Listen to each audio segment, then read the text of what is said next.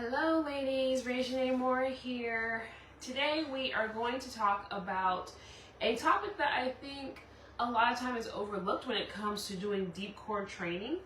And this, I think, is one of the reasons why you might see a little bit of success with an exercise, but then you don't see any more. And that is the principle of progressive overload and how to do it when it comes to deep core, because it's kind of different than when you're doing something like your biceps. I'd like to talk about this because sometimes I'll see online, or even you look at my social media and everything that I put out there as far as like short exercises, and I'll say, hey, do this exercise and it's going to help all these different things in 4 weeks or less, which is true. It can help with those things, but after a 4-week period, you're going to have to do a little bit more to start seeing the same progress. And it's just different when it comes to deep core, and I'm going to go over specifically, we're going to do a little exercise together to kind of give you an understanding of how the deep core works as it relates to progressive overload. It's really simple when you're doing something like your biceps. So if you guys haven't seen my adjustable weights, here they are. But if you're doing something like with my weights, because they adjust, you can kind of get an idea of how this works with the biceps. So let's say I'm trying to strengthen my biceps. I could start at 4 pounds, okay? So I'm clicking it to the 4 pounds, and then I would lift it like so. Now I can do that for 3 to 4 weeks, 4 to 6 weeks, and I'll start to see gains. However, if I keep lifting 4 pounds forever, am I going to continue to see gains? No, right? So I would need to click that dial up and go up to 6.5 pounds, 9 pounds, go up to 12 pounds. And then as I continue to progressively overload, I'm going to continue to see gains in my biceps, right? That makes sense. Well, it's the same exact thing with the deep core, but the deep core is different because when I'm trying to strengthen the biceps, it lengthens and shortens as I do this, right? The deep core is a little different. So like when you're doing six-pack work like sit-ups, which I often am not usually recommending, especially in the beginning of deep core training, but you're flexing and you're lengthening and you're shortening this way. But I really like to focus on the deeper core muscles because those are the muscles that are often a bit more stretched out and are needing a lot of work in the beginning, and then kind of integrating all of the other more superficial muscles as you go along, like the rectus abdominis, the six-pack muscles. But the deeper core muscle, the transverse abdominis, wraps around your waist and cinches it in this way. So you have a muscle that's kind of wrapping you like a waist trainer, and as you inhale, it opens up, and as you exhale or you contract it, it tightens and literally squeezes around your waistline like a waist trainer. So how do you progressively overload a muscle that is kind of expanding and contracting this way versus lengthening and shortening this way, okay? That's the thing. So if somebody says, even if I say this exercise is great for you, or if somebody online tells you I did these 3 exercises and that's how I healed my diastasis recti, I'm always a little skeptical. Not that they're lying or anything like that. It's just,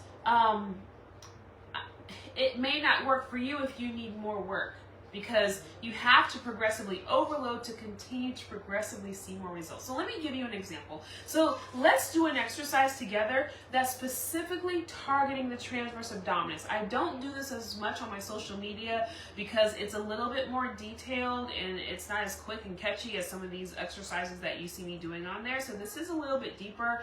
You'll find stuff like this in my actual paid program, the 8-week core challenge. I'm giving you some like serious insight. Like if you get this, you could probably, really see a lot of gains without getting into some of my deeper paid programs. Like if you really put all my YouTube videos together, you can start making sense of things and really do this yourself, okay?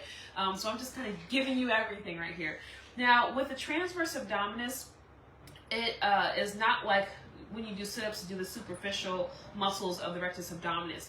It's a muscle that cinches you in this way, so there is a different kind of way of engaging that, okay? So, and some of the moves I show you, it automatically engages the transverse abdominis, but I'm going to show you one that you can do in your car, sitting down to a meal, like, or dinner with people, and they don't even know that you're doing this exercise. You can literally do it without anyone knowing, okay? You can do it during a meeting, whatever. While you're holding your baby, you can do this exercise. Okay, so you can do the sitting, standing, however. Now, this particular exercise, I want you to lengthen up nice and tall, because when you lengthen up nice and tall, you're going to engage the transverse abdominis, or your waist trainer muscle, okay? So lengthen up nice and tall, pretend as though somebody has a string on top of your head and pulling you straight up, okay? Now I want you to exhale, and as you exhale, I want you to pretend as though you are bringing your hip bones together. I know it's a weird analogy, but I want you to pretend, I'll do another analogy in a second if that one's not working for you. But I want you to lengthen up through your spine, and then I want you to pretend as though you're bringing your hip bones together as you exhale. Okay, ready? Okay, it should flatten the lower abs. You should even feel a little pelvic floor engagement. Okay, all right, relax, inhale and relax. All right, let me give you another analogy just in case that one didn't work for you, okay? I want you to pretend as though you're putting on a tight pair of jeans, all right? So you're putting on a tight pair of jeans, you are buttoning those jeans, and you're zipping it up, but being conscious that you're not trying to get anything caught in the zipper, okay? That's another analogy that I've used sometimes. Pretend as though you're putting on a tight pair of jeans, you're buttoning it up down low, and you're zipping up without getting anything down here caught in the zipper, okay? So do that as you exhale. Put on your jeans, button, now zip up as though you're not trying to get anything caught in the zipper. Those are just different analogies I use with my ladies in my program to kind of focus on the transverse abdominis, or the corset muscle.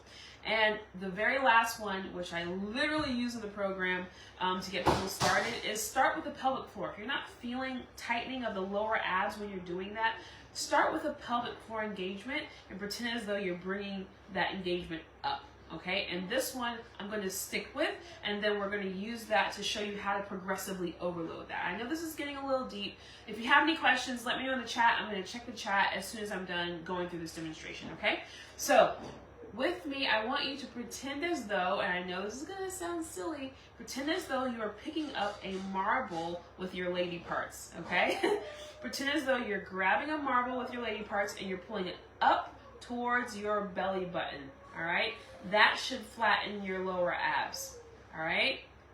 Now I want you to inhale and relax. Exhale, pretend as though you're picking up a marble and bringing it up towards your belly button.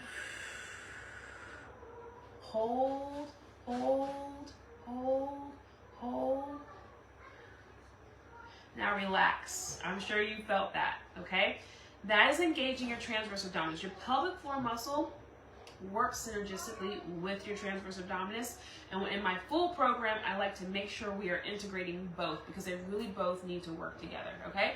So now that is just like level one, okay? You can do that if that's difficult doing sitting up. You can, level one, like easy would be doing that lying down. You can do that lying down on your side. If you're immediately postpartum, you might want to do that lying down on your side. If you want to be more advanced, to progressively overload that, you start coming more off the ground, because your gravity is going to start pulling at things. So super easy is lying here on the ground doing that same thing, pretending as though you're grabbing a marble, and you're going to exhale and pull it up towards your belly button. Okay, this is easier. All right, so to progressively make that more challenging, I'm going to do that sitting. Okay, so picking up the marble, and I'm going to bring it up to my belly button as I exhale. Hold that for 10 seconds. If you do that 10 times a day, like, you're gonna notice a difference. Do 3 sets of 10 of those, holding for 10 seconds. Whoa. Okay, relax. All right, so you wanna make that more challenging, come up a little higher, okay? So if you do that in standing, which I don't know if I can fully stand and you can still see me, if you do that standing, it's going to be more, there's going to be more forces of gravity that you have to work with. So that's progressing it up, okay? So usually I would have somebody go from lying down to sitting to standing, and to progressively, and we're talking about progressively overloading the transverse abdominis, the waist trainer muscle that wraps around and cinches you in.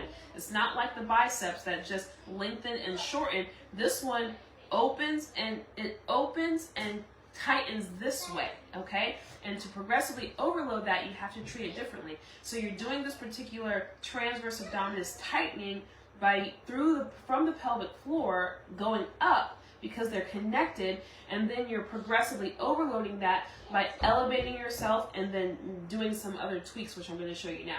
So that particular exercise I just showed you, lying down, level 1, sitting up, level 2, standing up is level 3. Level 4 would be going on a wall, and then you would literally just lean. You start doing elevated planks from that, okay?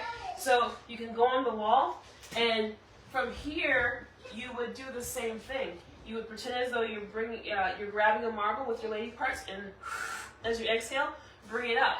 You want to be able to flatten those abs, those lower abs, while you do that. And you can do, like I said, 3 sets of 10 of those, okay? Holding for 10 seconds, if you can. Now, there are probably easier ways of doing that, depending on your level. Those are things that we assess in the 8-week core challenge, the paid course. But you could work that out on your own. Now, if you want to progress that, you come lower and lower to the ground. So let's say that you can easily do those types of, I call them pull-ins. You can easily do those pull-ins standing, and then you can easily do them from a wall. You would progress down lower. So once that becomes easy, once doing it on the wall becomes easy, you come down to a stool or a chair, and you would do this, okay? So from here, it's a lot more challenging because there's a lot more force going on, a lot more working against gravity. So from here, you would do the same thing, pretending as though you're pulling up that marble with your lady parts and exhaling, holding that for a count of 10, and then inhaling, doing that. I mean, just 6 times will do it. Okay, do 3 sets of 6 of those, okay, throughout the day.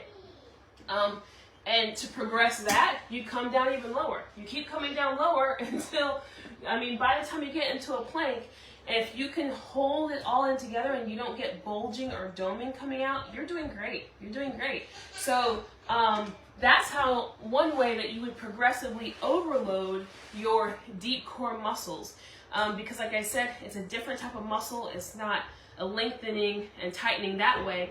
It's a lengthening and tightening this way. And so you have to really challenge that core in a way that will help it to tighten, and then you'll get that nice tightening effect around the waistline, but also with the pelvic floor, because they work together. That's going to help to reduce the lower belly pooch. That's going to help with the pelvic floor, and that's going to help with lower back pain. Okay? So I hope you found this helpful. If you have any questions, let me know.